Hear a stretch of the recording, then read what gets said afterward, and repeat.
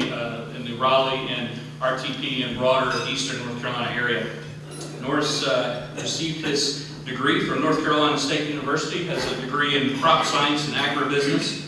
Today, he and his wife, the former Betsy Cobb of Edgecombe County, live today in Pine Tops community, and they have 3 children and 5 grandchildren. So it's my honor to welcome Mr. Norris Tolson to the stage. Thank you.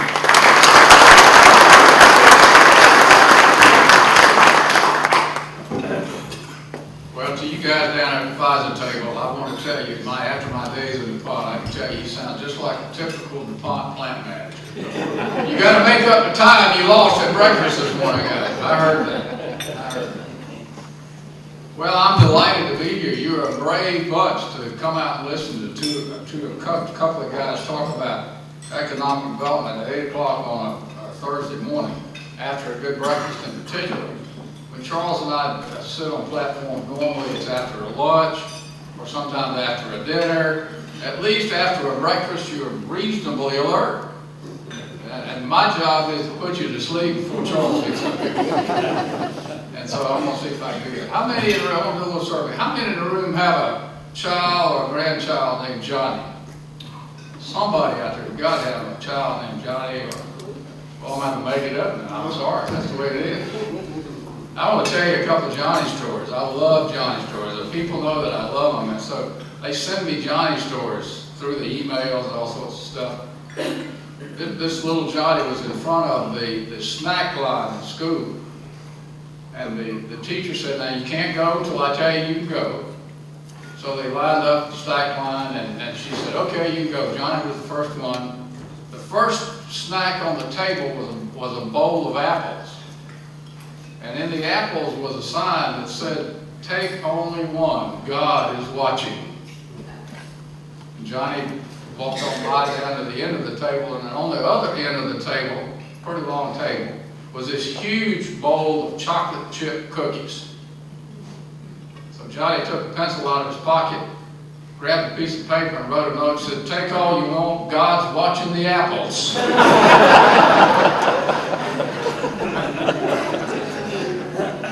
Now Johnny's not stupid. He's a pretty bright kid.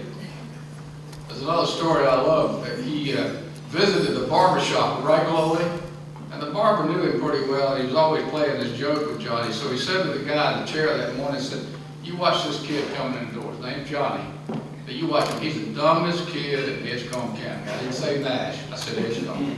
Right. He's the dumbest kid you'll ever be. So Johnny walked in and said, good morning, Mr. Smith. How are you? How are you, Johnny? You know, they exchanged pleasantries. So the barber said, okay, Johnny, said, here's a dollar bill and 2 quarters. You can have either one you want. So Johnny grabbed the 2 quarters and left.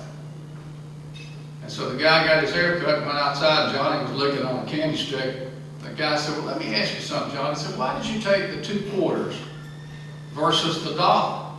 Johnny said, I ain't stupid. The minute I take the dollar, the game's over.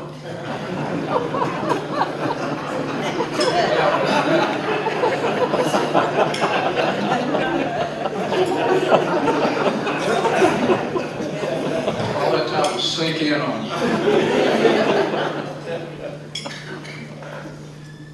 Johnny was sitting in class one morning, his math class, early in the morning.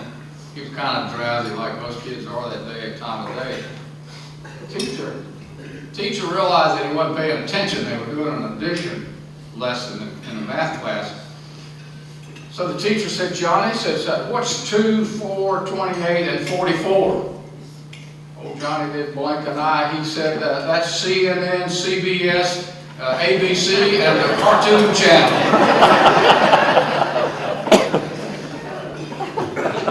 That's enough of that mess. Let me get down to some serious business. My mission here this morning is to make Charles look good. And I've already done that, I can tell. I'm delighted, though, to be here to talk to you at this summit about economic development in Edgecombe and Nash counties, Rocky Mount, Tarboro, Nashville, and all the other municipalities in the 2 counties. We've got a really interesting opportunity in front of us for the things that are going on in these 2 counties. And what I want to do in the next 10 or 15 minutes is share some of that with you and kind of give you a status report on where we are in the process. First of all, the Carolina Gateways Partnership was created, as some of you in this room know, and I was involved in that, by the way, 22 years ago when we created this partnership between the two counties.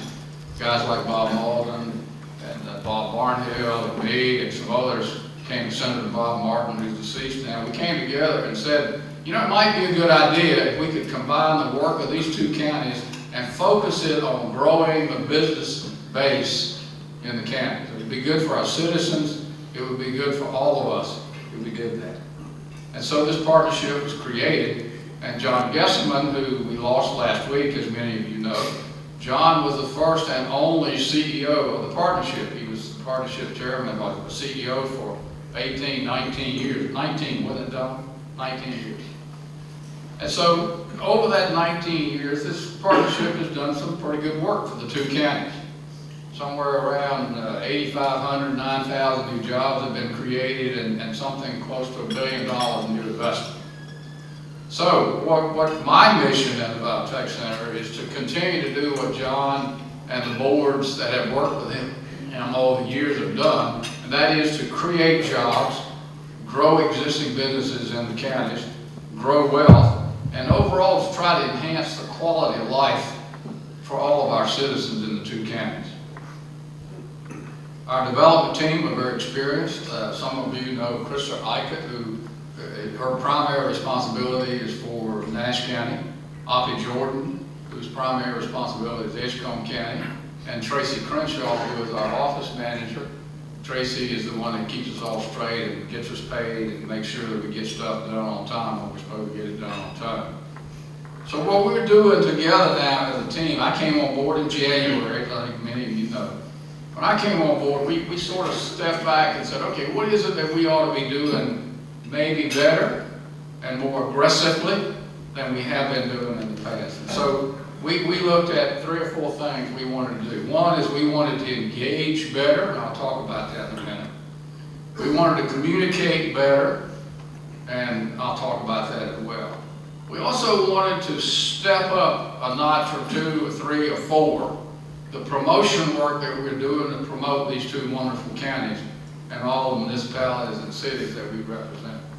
Now, don't want to suggest to you that none of that was happening, because it was. But what we're trying to do is just step up the pace. As we do our jobs and as we interact and mingle with all of you in this room and rooms like this, we want you to be able to see and feel the new aggressiveness that we've got and going after businesses from all over the country or all over the world that might come to our two counties. We want you to feel the passion that we've got for what we do, and we want you to share in our celebrations and successes. And so we'll talk to you about that from time to time as we go forward.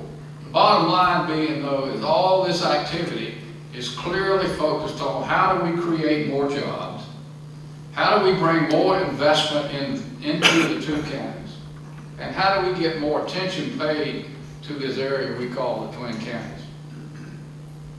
In doing all that, we believe the bottom line will be a better quality of life for each of you in this room, but also for all those people that toil in the two-county area. And so I'm delighted, for example, to see effort like this one. This is the Twin Counties insert that's going into the N&O. Some of my friends in Raleigh are calling me, what are you all doing advertising in Wake County?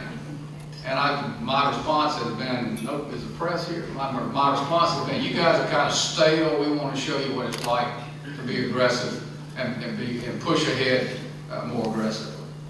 So let me talk about these things that I talked about. Engage. Clearly what we want to do is to engage in those segments of the economy of the world that fit our area. And one of those, a new one that we started working on and pretty aggressively, is food processing. Now, North Carolina State has got a very aggressive, and the governor, got a very aggressive program to bring more food processing businesses to the state of North Carolina. Dean Rich Linton emailed me this morning, was telling me that they had just finished a big report to the governor. And that report, I read it yesterday, that report calls for a lot of investment into bringing food processing into North Carolina. Well, And I hope they do that, because that will be very helpful to us. But we're not sitting around waiting for that. We are also pushing really hard in the Twin Counties to bring more food processing type industry into our counties. We think that's important. It's a natural because of all the agriculture that we already have here in the Twin Counties. So let me tell you that right now, we have 6 very active food processing projects inside the shop. And we think some of them international, by the way. A couple of them are local. Local meaning in the environs around North Carolina. But we think that we'll get most of those 6 to say yes to the Twin Counties. We already have 4 or 5 very significant food processing operations in Nash County and 1 over in Edgecombe County. So we think we can add to that arsenal. Now, let me hasten to say to you, these are not going to be 10,000 employee plants. These are going to be 150, 300, maybe 75. Some of them may be as small as 50, but their investments they'll range from anywhere from 4 or 5 million, 10 million to 25 to 50 million. Let me tell you folks, it's like Brer Rabbit in the briar patch. Throw me in the briar patch. I'd love to have about 200 new companies in the Twin Counties that are 100 to 150 employees. I love Marty Neely and his 3,000 employees out there, but you know, if Marty and Pfizer decided to take a hike, it'd leave a big, big hole. We lose one of these small ones, it's easier to fill that hole. We have 6 that we're working on. Oppie Jordan and I are headed out to Idaho in 10 days to call on 3 food processing companies that support a business that's already in Edgecombe County, an agricultural business. They've invited us to come out because this Edgecombe County processor has said, I'd like to have these folks who represent my business in Idaho come see North Carolina. So we're going to fly out, and we're going to call on 4 of them in 10 days. Are we going to get them? They're very big businesses. They're all multi-million-dollar businesses. Are we going to get them? I don't know. But we sure won't get them here if we don't invite them. So we're going to go call them. I believe that if you want to sell something, you better go where as Willie Sutton says, I rob banks because that's where the money is. We're going to go call on people where they are. We think that's the right way to do it. Another new area that we're working in that I think has some potential for us is what we call biodefense. There are a tremendous amount of military operations in the state of North Carolina. We don't have any major prime contractors in the state, but we got a ton of very small startup businesses that employ 100 to 200 to 300 people. They pay very good wages, have very good benefits, and they have really deep connections into the military establishment. And since North Carolina is now one of the largest military establishment operations in the world, I don't know if you know this, but we have more 4-star generals in North Carolina than anywhere else in the world except the Pentagon. Well, when all those 4-star generals, somebody's got to do something to help support all those folks, so we want to help bring some of their businesses into North Carolina. We think that the Twin Counties have all sorts of interesting opportunities to do that. Starting, by the way, with food. We ought to be supplying more food to the military complex. And we don't know how to do that yet, so we'll work on that. We'll also continue to work in the traditional areas that we've always worked in: transportation, distribution, and logistics, and healthcare. I'll just touch on healthcare for a minute. Right after I got here to this job, we had a group of people down here from Greenville and Raleigh to talk about what can we do that will galvanize new businesses around the hospitals in the 2 counties and the medical complexes in the 2 counties. And we were interested and intrigued to hear, at least I had a guy from East Carolina from the college there that we all know well. I was intrigued to hear him say, you people ought to be able to start some small startup businesses in the Twin County areas that support personal health care. Now, Dewey, I believe that there's a real opportunity for me and you to do some good work together with Wesleyan.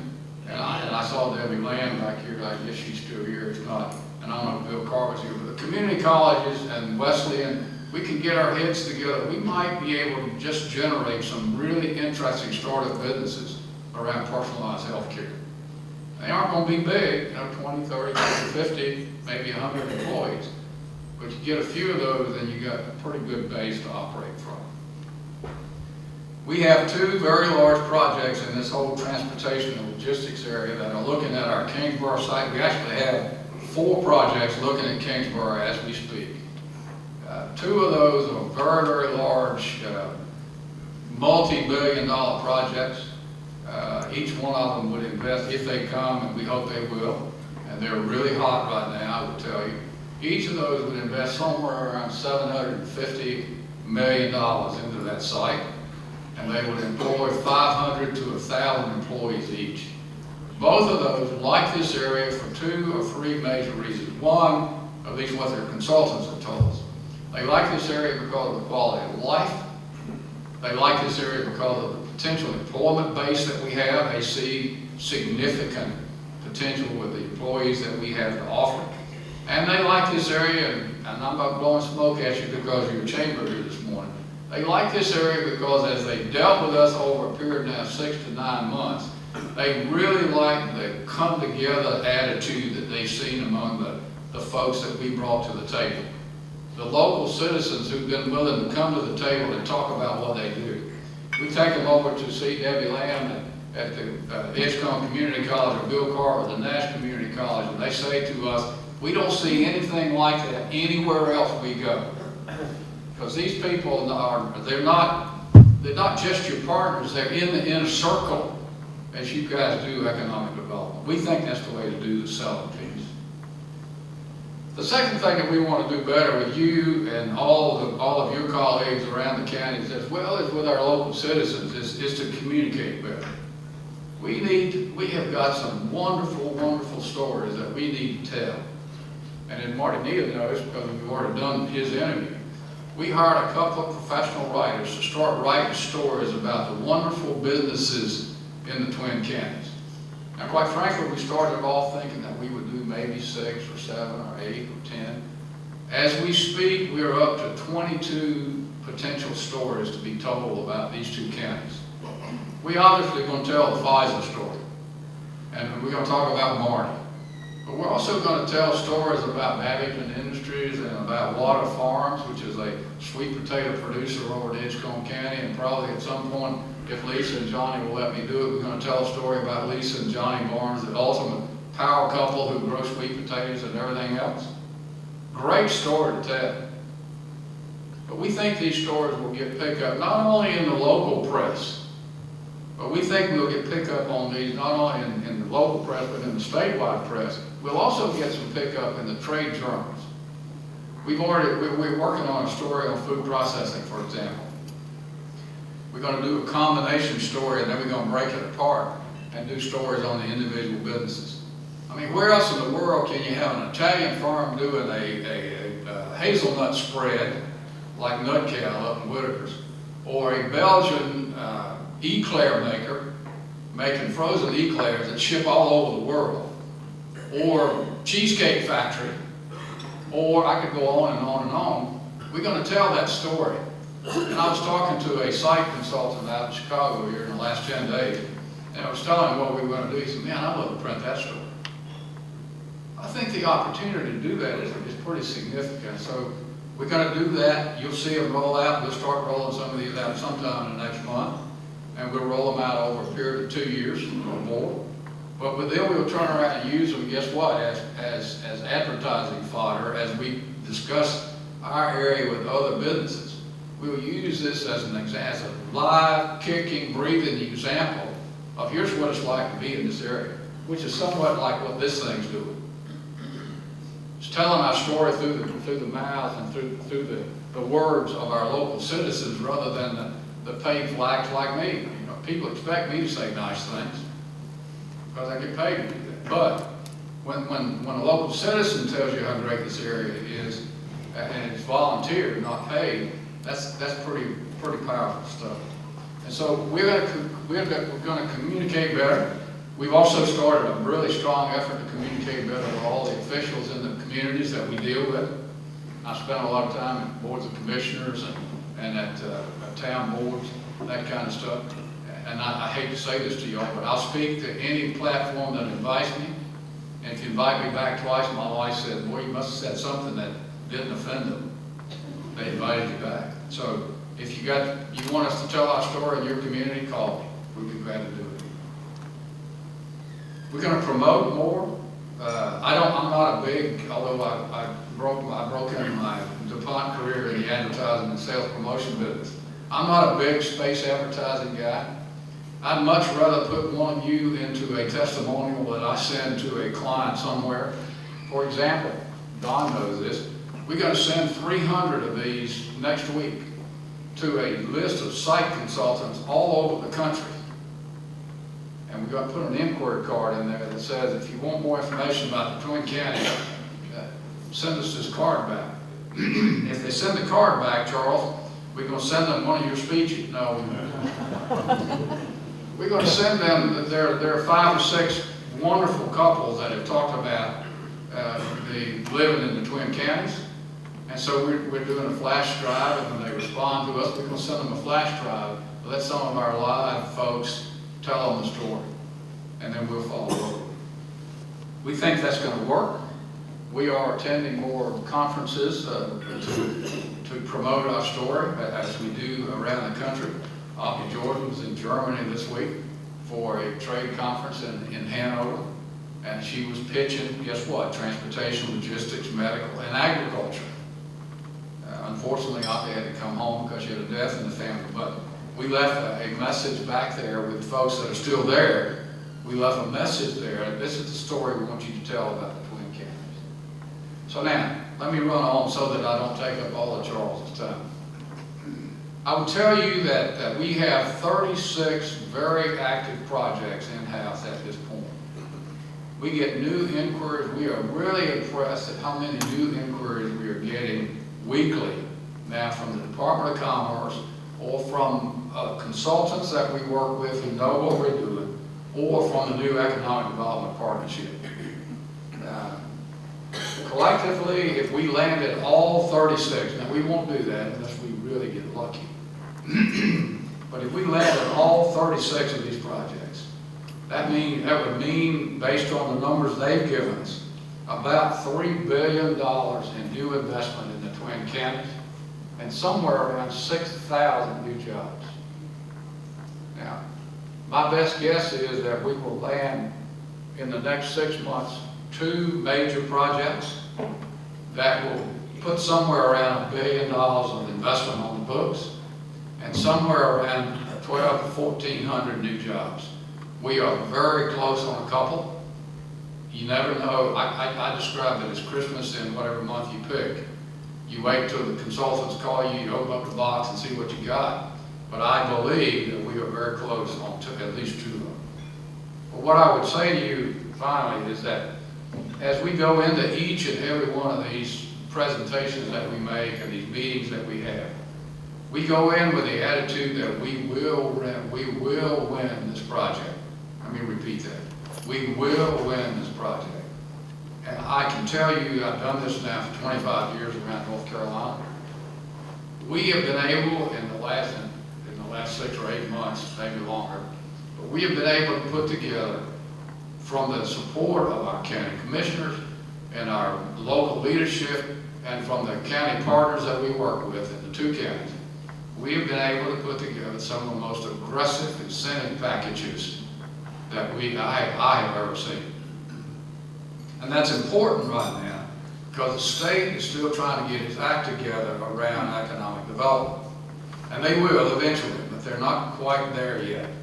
And so it is hugely important that we keep doing what you have been helping us do for so long, and that is, let's go get the jobs.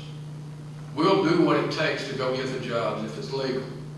We'll do what it takes. And so I can tell you that the packages we put on the table, we will not lose a project based on the package that gets presented to anybody else we've seen.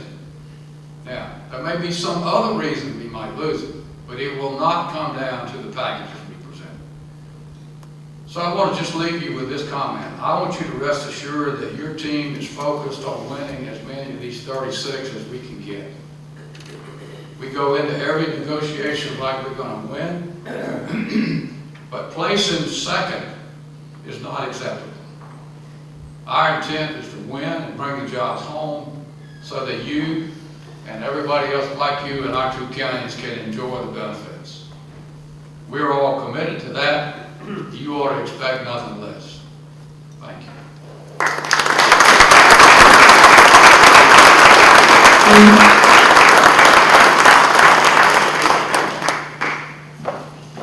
Thank you, Norris, for that message, and we very much appreciate your commitment to the region. We know how much you care about this area. We're very excited to have you in this new role with the Gateways Partnership.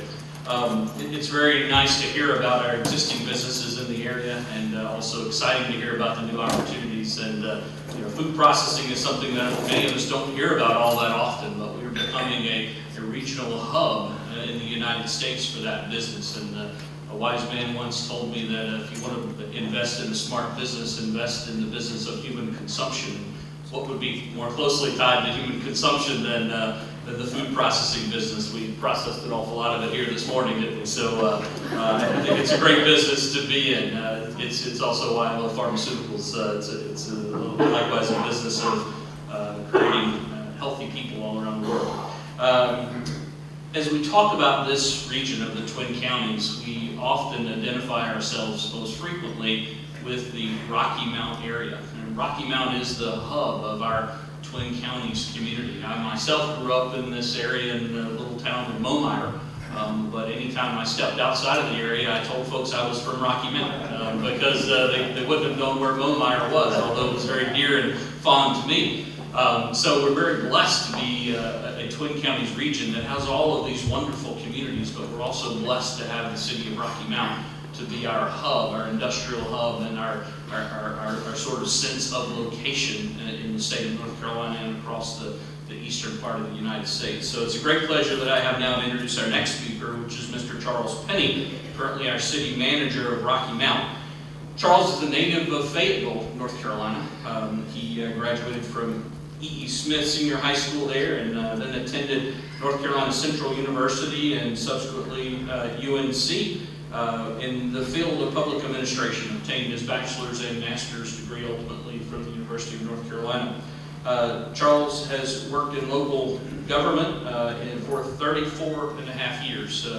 I would say that's the bulk of his career. I don't know his exact age, but I'm going to guess there was very little before the public service career, Charles. So we thank you for that commitment. He began in 1981 as the assistant to the city manager in Morganton, North Carolina, and then moved on to similar roles in Kinston and Asheville. And in 1994, he made the decision to move to the Rocky Mount area in the role as the Director of Planning and Development for the city of Rocky Mount.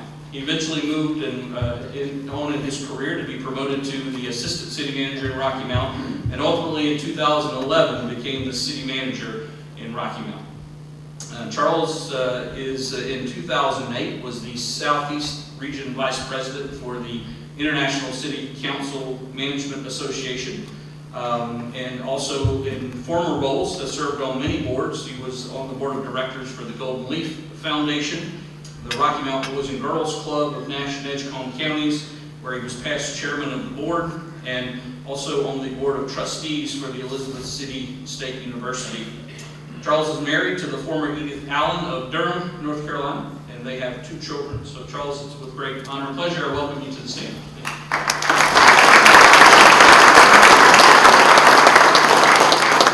Good morning. I am honored to be here on this program with such an icon as Norris Tolson. When I think about that word, he's an icon because he's recognized across the state and across this nation, and really he's recognized globally. And so Norris, when I call you the icon, sometimes when you call people icons, they're icons in their own mind. But in this case, Norris Tolson is a real icon, so I appreciate that opportunity. I'd also like to just recognize the members of the Rocky Mount City Council. So if you don't mind waving your hands so you know my bosses are in the room. And the mayor is here as well. Thank you, Mayor. And thank you for this awesome opportunity to serve as your city manager. And before I go any further, Marty called out my beautiful wife. And I always like to recognize my wife. And so my wife, Edith, is in the back. My wife of 34 years. and very proud of her, so thank you for being here. As we think this morning, I want to talk a minute, and I want us to think about, I want to put it in context as we talk about economic development. Our job, the job of council and mayor, when Norris talks about recruiting industry to our community, our job is not to get eliminated. The job is to keep them coming back. And when we've done some projects that we've had to spend a little money that sometimes people don't like, the role is really to keep these industrial clients, when they come in, to keep from saying they don't want to come back to our community. So think about this. In 2010, the census was done. Edgecombe County grew by less than 1%. Rocky Mount grew by less than 3%. Nash County grew by a little bit less than 8%. While looking at some of our sister cities, Wilson grew by just under 12%. That is not larger than Rocky Mount, but they grew by 12%. Greenville grew by 40%. Our challenge, and I challenge you today, is to continue to grow our community. That's the challenge that our council has accepted. And we still have time before the 2020 census to have some growth. And the reason I mention that, in the last 2 weeks, an article came out in USA Today talking about those shrinking U.S. cities. Rocky Mount was on that list. We were number 10 on that list. But let's put it in context again. They weren't just talking about the city limits of Rocky Mount. They were talking about the Twin Counties, because we are the Rocky Mount MSA. And they were talking about Nash and Edgecombe counties. We used to be, and since WHIG is here, the viewers will get to know, the Rocky Mount MSA consists of those 2 counties. So we have to grow our community. We have to have a vision for our community, because without a vision, the people perish. Our challenge is to keep our community from perishing. We must be bold in what we do. June Atkinson said when she came to the dedication of Rocky Mount Senior High, said she was told, if you're not nervous when you dream, you haven't dreamed big enough. Let me tell you, I get nervous all the time. Our council gets nervous all the time, because you have to have big dreams. We also have to recognize that private investment follows public investment. The private sector is not going to invest money if they don't believe they can get a return on their dollar. So when you look around our community, when you see this presentation, you're going to see communities that have invested in their community, and you'll see private investment following the public investment. So, let's see if this thing works. This morning, what we want to talk about is Move Rocky Mount, our vision to move Rocky Mount forward through measurable opportunities of value-added engagement. That's our topic this morning. Why is that important? Norris talked about industrial recruitment. I told you what we're trying to do is to keep from getting eliminated. So the work that we're doing, the vision that our council has put forward, is to help with industrial recruitment. But not only industrial recruitment, but it's to help with retention of employees.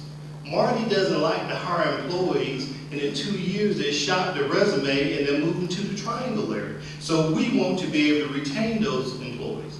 The other thing that the vision that our council has espoused is it's all about placemaking. What we're trying to do is to create a place that is fun and inviting, so that amenities can grow, so that as you recruit those employees, they have life after 5 o'clock. Because after they finish working in your plant, Marty, they're looking for something to do after that. And so we want those amenities in our community, because if not, they'll live elsewhere. The need to grow a city is grown from the inside out. You don't start on the edge of the city and move toward the city. You start in the center and then it permeates out. So that's why building a downtown is important. Some folks say, no, just tear downtown down. No, you don't do that. You build it from the inside out. The other part is the need for human capital to be invested in your community.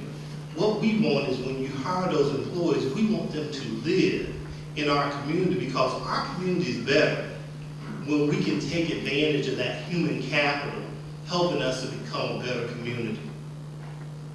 The other thing you have to remember is that other cities have realized the need for a strong city center.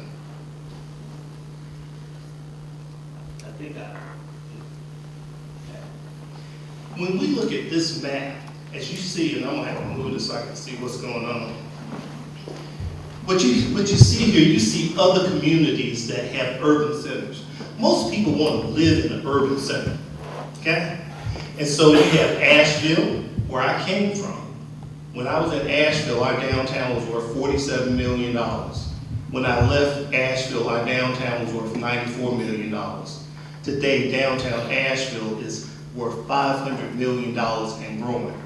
You go to Asheville during the weekend on Thursday night, you can't get in the parking garage. You see the urban center of Charlotte, you see Durham, you see Raleigh, you see Wilmington. That's us, right there. So there's room for growth for us. So that you don't think I'm just saying this is from the President Council of Advisors on Science and Technology. Transforming cities around the world in this way is already a race, one that the United States cannot afford to lose. Rocky Mount cannot afford to lose it either. It is generating demand for new products, new companies, new skilled jobs, and effort to produce the best urban environments. Recognize this, folks. Rocky Mount is an urban area. You know, sometimes we like to say that we're rural, but we are an urban center. We're not, Rocky Mount is not rural. So we have opportunities to change our community, and opportunities are here for a downtown game changer. I put up here the sports complex. This sports complex opened in 2006. We spent $10 to $12 million for the sports complex.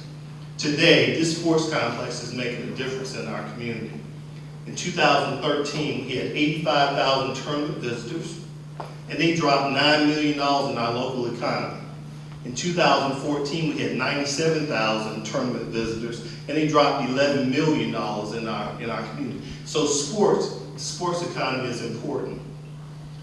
Amateur sports is our niche.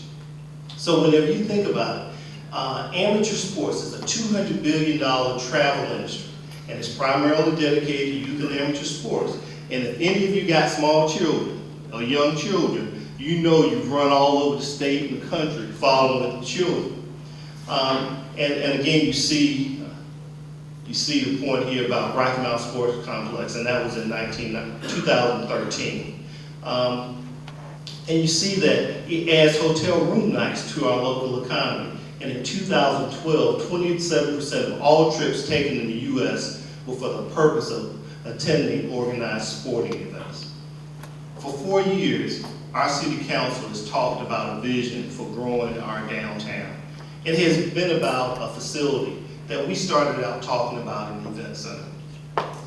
And it has taken on a different shape because we have listened and we've engaged our community in the conversation. And so the next slide is what we call it, it's the event center, but we call it the downtown community facility. Some people say that name's not sexy, but we'll deal with that after it gets built. So, what is the goal with the downtown community facility? It's all about creating a new economy for our community. It's creating a destination location for our center city. It's to incent private investment in the center city. It's to grow the tax base. It's to minimize the impact on our taxpayers. If we don't grow our tax base, those businesses that are here, the tax burden is going to be greater. So our goal is to grow that tax base. It's also to create amenities for the community and which improve the quality of life. And again, it's to aid in industrial and economic development, and it's to attract citizens to our community, in particular younger citizens. The Twin County Competitiveness Study said, we are losing the race between the ages of 25 and 45 because those folks are looking for greener pastures. They can live in our community and it will cost them a lot less. But we have to create jobs and we have to create those amenities that they're looking for. Okay, council has done probably more due diligence on this project than anything we've ever done. In 2006, we also opened the Imperial Center for the Arts. It was a $31 million project. We did no operational performance, but it was needed for our community because we replaced the Art Center, the community theater that were lost during the flood. Okay, but we have been working on this since 2012, and we've selected the design build firm, and we'll talk a little bit more about that, but we've done a lot of due diligence on this project. So the downtown community facility, what will it consist of? It'll seat about 5,000 people.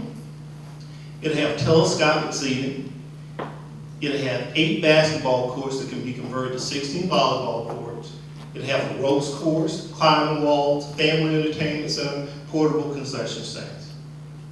It will probably be the most flexible facility you've ever seen. SFA Council approved the hiring of SFA in 2014. And again, this is what this shows are we have measurable results that will be, it'll be a value-added project. Think about this. From SFA performing results, this is what it says. By year 1, after we open this facility, by year 1, we will add 9,000 room nights to our local hotel market. By year 1, we will have 18 events. That's the projected number. I will tell you the number is conservative. SFA did the performance for Rocky Top in Gatlinburg, Tennessee. They projected 18 events. They had 40 events the first year. By year 4, this project will cash flow. The original study said basically the city council would have to subsidize it forever. By year 4, this cash flows. By year 5, we add 46,000 room nights to our local economy. By year 5, we add 300,000 visitors to Rocky Mountain annually. That's a big problem to have. That is almost 6 times, it's at least 5 times our population. And we don't have to school any of the children. By year 5, we will add 48 events. And by year 10, the net profit on the operations is $450,000. That's just on the operating side. And by year 10, the economic impact of the downtown community facility will be $264 million direct spend in our local economy. That is a small industry coming to our community. $264 million. That has nothing to do with the other investment that will come along afterwards. That has nothing to do with new restaurants that will open. What that is people spending money in restaurants, hotel nights, gas. That's what they're spending. So this little dot here is the location for the downtown community facility. And so right now we've submitted a Tiger grant for about $25 million that will basically tie the Moncton Mill going back to Rocky Mountain Mills, going all the way down to the home place of Thelonious Monk. Again, this is the location of the downtown community facility. This is Main Street, Rocky Mountain. Engagement, what we're talking about, we've engaged our stakeholders. We want investors and citizens to demonstrate that many are looking for a downtown with amenities that attract people to our community and our region. That's the purpose of the project. So when you look at the facility, we wanted to make sure we created, and this is just a schematic design, we created a facility that didn't look like it was dropped in Rocky Mountain from outer space. Okay? So it's fun and inviting, and the emphasis is youth and amateur sports. We want to activate the sidewalk. But we also want to recognize, with it being on the Douglas block, it's in a neighborhood that's actually on the National Register of Historic Places. So as you transition it, It looks more, this is being the Douglas building, so it looks more like it should be right next to it. This area is the Family Entertainment Center, and we wanted it to be open so that we can invite people in from the outside. So as you're walking around with your grandchildren or your children, they'll be saying, let's go inside and see what's happening. Our council wanted to make sure that there was not any part of the building that looked like it was the backside of the building. So this is right behind the Douglas block here. You have murals on the wall. This is the field house. This would be an area where we can drop folks off, but it also has 3 loading bays. Again, this is Gold Leaf and this is Albemarle. We also have in this facility places where we can host receptions, we can do conferences and things of that nature. There's a lot of storage area. Again, this is just a layout of the facility. What you see here, the 8 basketball courts, you see the Family Entertainment Center, you see the lobby, and you see meeting rooms. You also see your loading bays here, you see your storage area. Again, it has a mezzanine for AAU basketball. Coaches can't be on the same level as the basketball players, and so you have a mezzanine, you have administrative offices and things of that nature. I'm not going to run through all of it, but this is important. We take one end of the facility and create our arena. So these will be bleachers, these will be seats with backs on them. And so you create your arena of that, and you can seat about 4,400 people here. So then you take out the bleachers, you create your stage, you can still seat about 4,200 people, do high school graduations, do college graduations, things of that nature. Take that out, do a trade show, okay? And this is just a setup of how those various rooms can be set. Show you the Family Entertainment Center.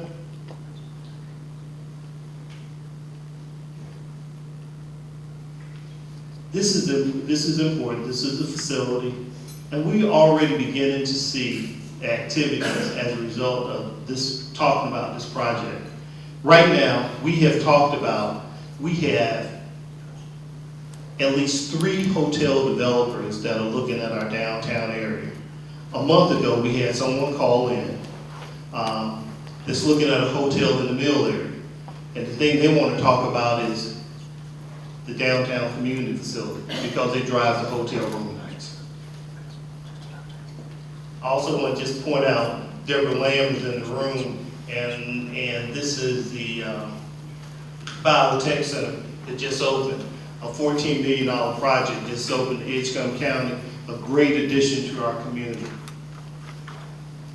Also want to just point out that these are our contractors. Barnhill Contractor is a design build firm along with Holt Construction. We have Oakley Collier as our lead architect on here on the project. We have Sinkhome Detlef. We also have Vines Architecture. Vines Architecture is a firm that is owned by a young man from Edgecombe County. So we also have, I see, Stocks Engineers. So we have quite a good group of local folks that are involved in this project. Thing I always like to say when we are looking at any project, it's one of my favorite quotes by Peter Drucker. It says the best way to predict the future is to create it.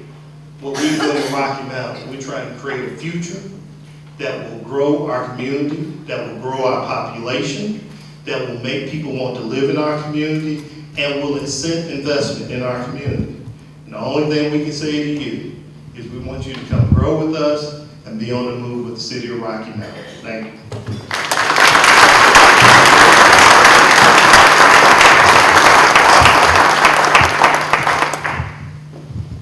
We would like to entertain any questions that you may have at this time.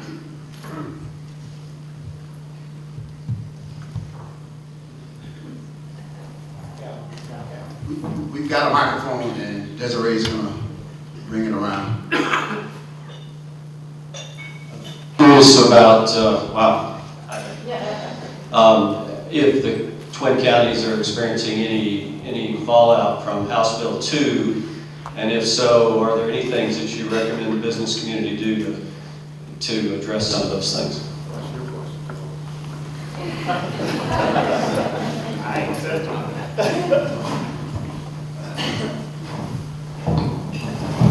Yeah, we obviously hear about it. I mean, we're hearing from consultants, they're concerned about the image that it casts on North Carolina.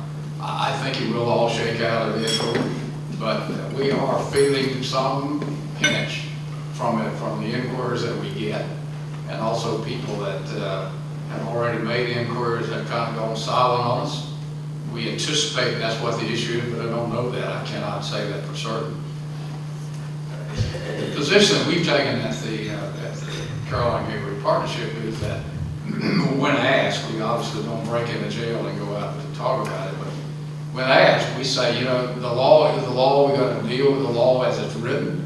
The General Assembly's in session, obviously they will do whatever they're going to do with it, if anything, and we'll have to live with the consequences of that. I would say that we have had consultants, site consultants from out of state who have gone out of their way to say to us that it's probably not a good thing. And beyond that, I don't know what else to say about it.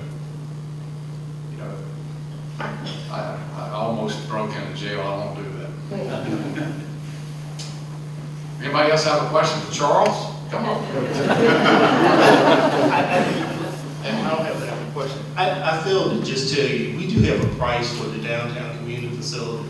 The guaranteed maximum price is $32 million. By following the design build process, we get to set that limit. And the only thing I would say is we are waiting for our bank for the financing and new market tax credits. We're looking for $15 million in new market tax credits, and that's important. When we finished the project, we did not, the design build part of the process, we were not in any applications for the round that was announced last June or July. We are in 6 applications for new market tax credits, and that announcement should come in July, or July or August. So hopefully we're going to get $15 million in new market tax credits, which will go toward this project. Thank you. I believe we had a question. I just wanted to make the point that the detail and the slides that were shared with the downtown community facility are on the city's website, correct, John? Okay, the details are on the city's website. Any additional questions?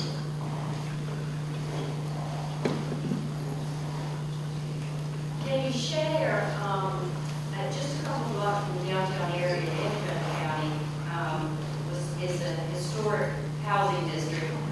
Growing up as a child, it was one of the most premier streets as far as beauty and old homes and good families, and the roads were nice. Ever since a child, I don't think the roads have even been paved. What plans are there to, just a few blocks outside of the proposed sports community center downtown, is in place for the near future to upgrade some of those areas that have become a little less desirable to even be in, and much less travel through, that being one of the side entrances coming from the Greenville area into our community, where they would travel through going into the downtown area possibly. What can you share with us about the roads in that area and some of the area around the entrance into our community coming into downtown that way?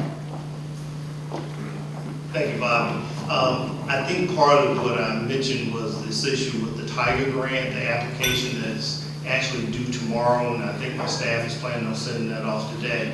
A lot of that will deal with those corridors, at least 2 of those corridors, one being Atlantic Avenue and one being Church Street.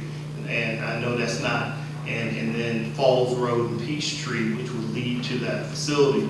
But we've done a road dot project for the Atlantic Avenue corridor that would help to improve that corridor. But part of what we also think, and the important part about the placement of the facility, is that by placing the facility where council approved, we believe we also want to see additional private investment that would occur in that area as a part of that.